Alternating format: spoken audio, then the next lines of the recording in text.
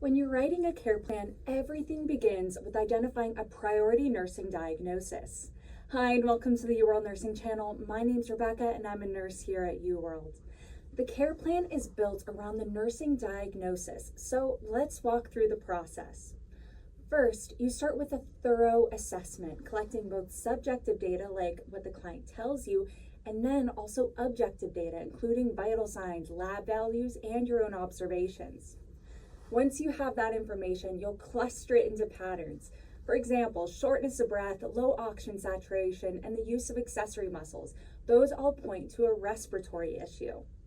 From there, you move into the diagnosis step of the nursing process. Ask yourself, does this data describe an actual problem or just a risk? Remember, actual problems always take priority over risk problems because they're happening right now. Now comes the critical step, choosing the priority diagnosis. This is where you lean on those clinical reasoning frameworks. Start with your ABCs, airway, breathing, and circulation.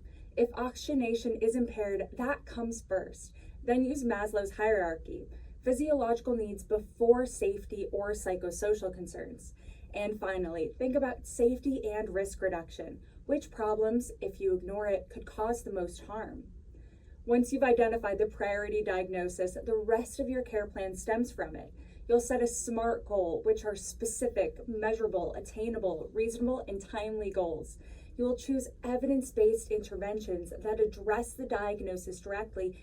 And finally, you'll evaluate whether the interventions improved the client's condition. So remember, identifying the priority nursing diagnosis isn't just one step in writing a care plan. It's the starting point that guides the entire process. Follow UWorld Nursing for more nursing tips and strategies. See you next time.